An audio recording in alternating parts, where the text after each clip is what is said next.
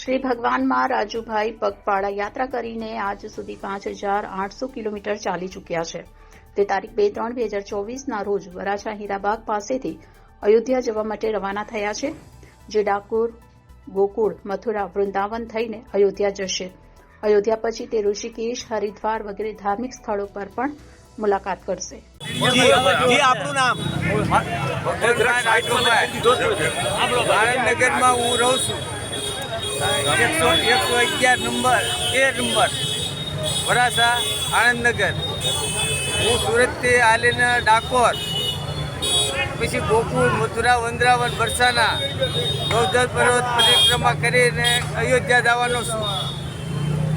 ને પછી હરિદ્વાર, ઋષિકેશ ને કેદારનાથ.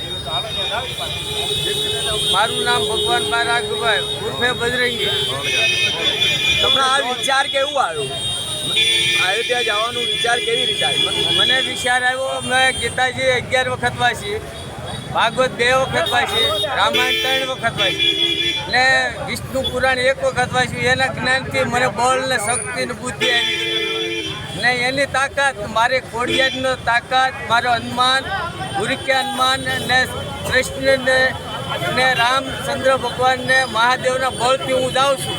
મારું કોઈ નથી, મારી તાકાત એ છે, મારી કુળદેવી, મારું હનુમાન.